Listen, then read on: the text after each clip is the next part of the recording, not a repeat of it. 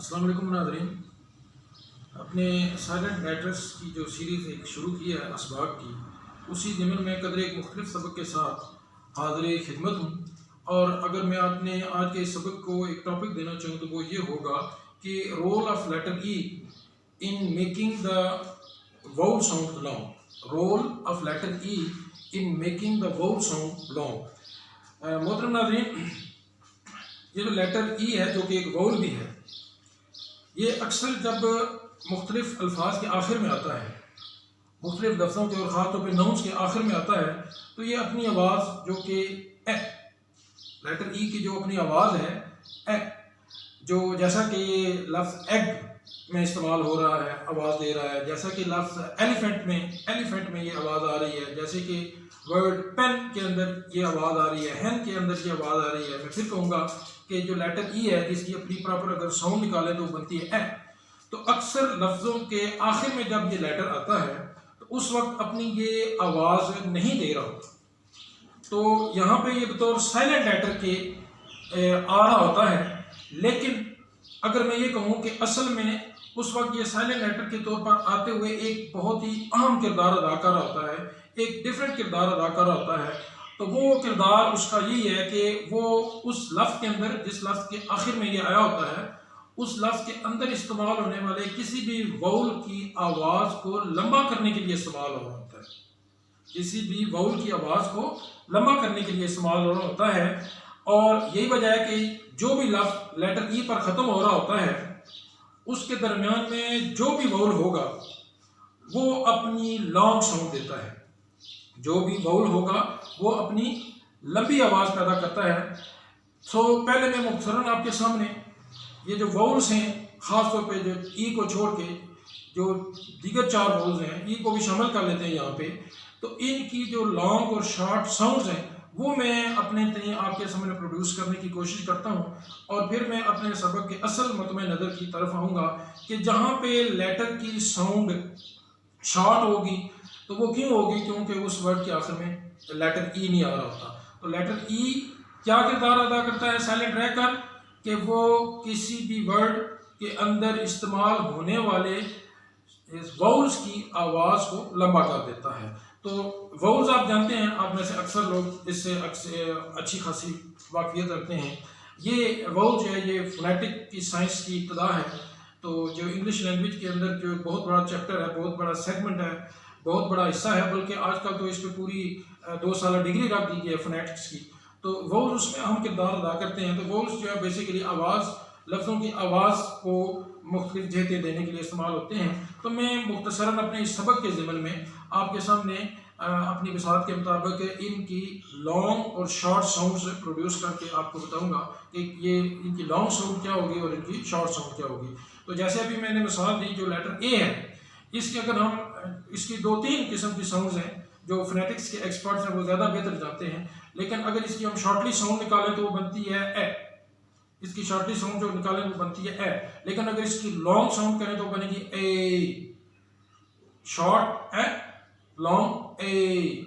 इसी तरह लेटर ई, जैसे पहले मैंने कहा था, इसकी शॉर्ट साउंड जो है वो ई ए, और लॉन्ग साउंड थोड़ा इसको और प्रोलॉन्ग कर दें ई।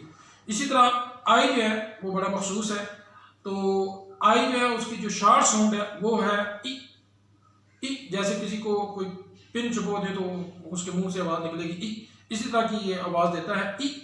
और अगर इसकी आवाज़ को हम लंबा करना चाहें, इसकी अपनी ये वाउल बतौर लॉन्ग के इस्तेमाल हो रहा हो, लॉन्ग साउंड के तौर पर ये प्रोड्यूस कर रहा हो, तो इस वक्त इसकी लेटर की आवाज़ भी साउंड की, इसकी साउंड भी वही होती है जो इसके लेटर का नाम हम देते हैं, यानी कि आई।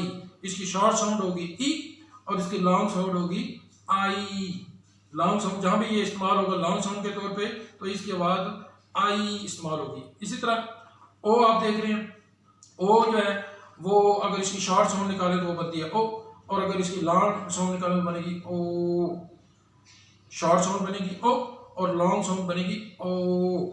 इसी तरह ये आपको यू नजर आ रहा है, तो यू की अगर शॉर्ट साउंड हम कहें तो वो बनती है अ, और अगर इसकी लॉन्ग साउंड कहें तो वो बनेगी ऊ ऊ।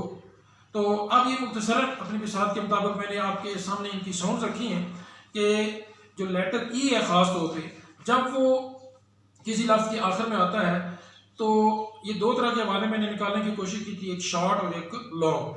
तो लेटर ई जब किसी वर्ड और ख़ासतौर पर किसी नाउन के आखिर में आएगा तो उस लफ्ज़ के अंदर जो इस्तेमाल होने वाला जो भी नाउन होगा उसकी जो साउंड होगी वो उस वक्त वो वाउल जो है वो अपनी लॉन्ग साउंड प्रोड्यूस करेगा। अब 3-4 जो वाउल्स हैं उनकी एक बाद दीगरे मैं आपके सामने कुछ मिसालें रखता हूँ और ये साबित करने की कोशिश करूँगा कि ये यहाँ पे अपनी शॉर्ट साउंड दे रहा है और यहाँ पे लॉन्ग साउंड दे रहा है। सबसे पहले हम ए की तरफ आते हैं। लेटर ए जो है, जो ए साउंड है, लेटर ए की जो वाउल ए की जो साउंड है वो कुछ जगहों पे हम देखेंगे कि वो शॉर्ट इस्तेमाल हो रही है और कुछ लफ्ज़ों में वो लॉन्ग हो रही है। तो लॉन्ग कहाँ पे होगी? वही बात जहाँ पे वो लेटर ई आ रहा है एंड पे और वो अपना वो वाला रोल प्ले कर रहा है, उस आवाज़ को लंबा करने वाला रोल प्ले कर रहा है। तो यहाँ पे आप देख सकते हैं कि ये दो लफ्ज़ हैं। पहला लफ्ज़ है MAT, मैट। तो इसको हम लेटर ए की जो प्रॉपर साउंड है वो उसके मुताबिक ही पढ़ेंगे तो आवाज़ निकलेगी मैट, मैट, मैट। ठीक है। इसी तरह दूसरा ये नीचे यहाँ पे ये बतौर शॉर्ट साउंड आ रहा है, यहाँ पे ये ए बतौर शॉर्ट साउंड क्या आ रहा है और यही लफ्ज़ है, लेकिन यही आगे बीच में यही लेटर है, वाउल है, लेकिन आप देख रहे हैं कि आखिर में इसके ई आ रहा है। तो जब लेटर ई किसी लफ्ज़ के आखिर में आ रहा है तो यही जो ए है अब इसकी इस वाउल की साउंड जो है वो लंबी हो जाएगी। इसको हम पढ़ेंगे मैट और इसको पढ़ेंगे मेट, इसको पढ़ेंगे मैट और इसको पढ़ेंगे मेट। तो अब जो असल बात मैं बताना चाह रहा था कि इसकी ये ई होने की वजह से जब भी लफ्ज़ के आखिर में ई आएगा तो ये हमें इंडिकेट कर रहा होगा कि आपने उस लफ्ज़ के अंदर जो भी वाउल इस्तेमाल हो रहा है उसकी आवाज़ को लंबा करके पढ़ना है। फिर मैं कहूँगा मैट, मेट, मैट, मेट। इसी तरह आप ये दूसरा लफ्ज़ देख सकते हैं RAT, रैट, RAT, रैट। यहाँ पे ए है और अपनी शॉर्ट साउंड प्रोड्यूस कर रहा है रैट। यहाँ पे भी ए है लेकिन यहाँ पे लॉन्ग साउंड प्रोड्यूस करेगा। क्यों? क्योंकि इसके आखिर में ई आ रहा है और ई जो है वो ये एक रोल प्ले कर रहा है, एक किरदार अदा कर रहा है। वो हमें बता रहा है कि जिस लफ्ज़ के आखिर में मैं आऊँ तो उसमें इस्तेमाल होने वाले वाउल को आपने उसकी लॉन्ग साउंड प्रोड्यूस करनी है। तो यहाँ पे रैट और यहाँ पे पढ़ेंगे रेट, रैट, रेट।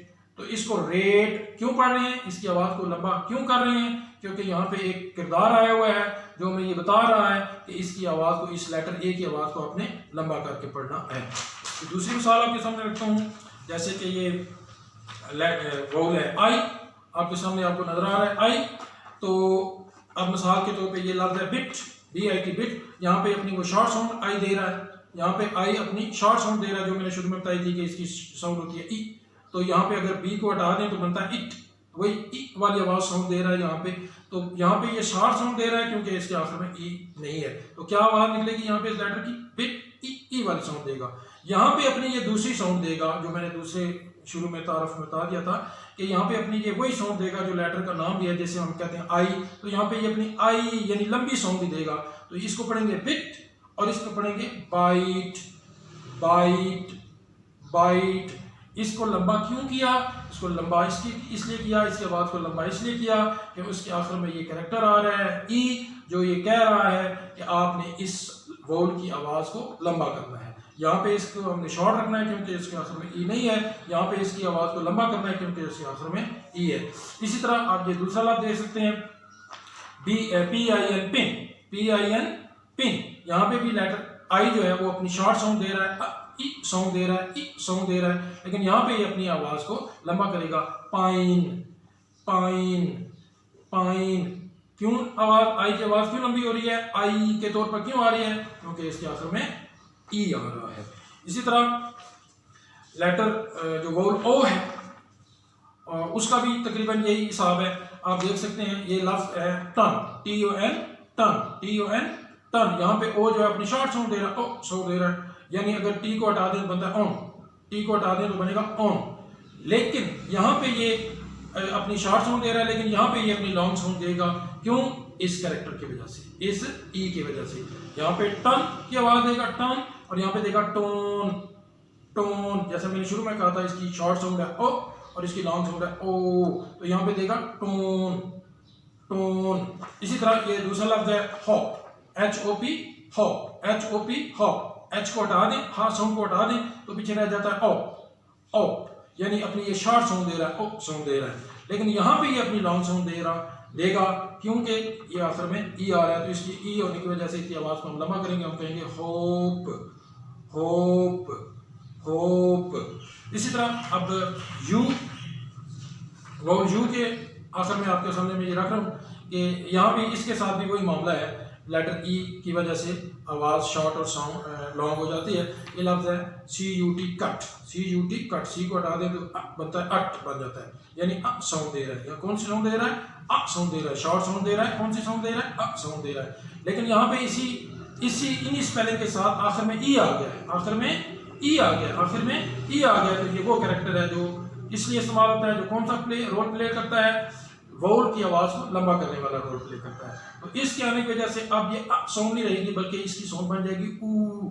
तो ये कैसे बनेगी? क्यूट क्यूट क्यूट, यानी आवाज़ लंबी होगी, यहाँ पे आवाज़ शॉर्ट, यहाँ पे आवाज़ लॉन्ग। इस तरह ये दूसरा लफ्ज़ है डक, ये अक्सर इस्तेमाल होता है, हम ये बच्चों को पढ़ाने में भी इस्तेमाल करते हैं। ये शुरू में जब अल्फ़ाबेट्स सिखा रहे होते हैं, DUCK डक, DUCK डक। यहाँ पे जो लेटर जो वाउल यू है वो अपनी शॉर्ट साउंड दे रहा है, जो वाउल यू है वो अपनी शॉर्ट साउंड दे रहा है। लेकिन ई आने की वजह से, ई आने की वजह, निचले वर्ड में ई आने की वजह से इसकी जो लेटर जो वाउल यू है उसके बाद लंबी हो जाएगी और वो बन जाएगी Duke Duke Duke, duck Duke. एक ही लेटर है, दो तरह की आवाज़ें निकाल रहा है। क्यों निकाल रहा है? कि जहाँ इस लेटर के आखिर में ई, इस वर्ड के आखिर में ई आएगा, इस वर्ड के आखिर में, जहाँ भी किसी वर्ड के आखिर में ई आएगा, उस वर्ड में इस्तेमाल होने वाला जो वाउल है वो अपनी आवाज़ को लंबा कर लेगा। मैं उम्मीद करता हूँ कि आप लेटर ई के इस किरदार को अच्छी तरह जान गए होंगे कि ये अक्सर लफ्ज़ों के आखिर में आता है लेकिन खामोश रहता है। तो खामोश नहीं रहता, बल्कि ये एक और किरदार अदा कर आता है, और वो किरदार है making the vowel sound long. Letter E का वो किरदार कौन सा है? Making the vowel sound long, यानी ये जब ये अल्फाज के आखिर में आता है तो उन लफ्ज़ों में, उन वर्ड्स में इस्तेमाल होने वाले वाउल्स की आवाज़ को लंबा कर देता है। आपका बहुत बहुत शुक्रिया।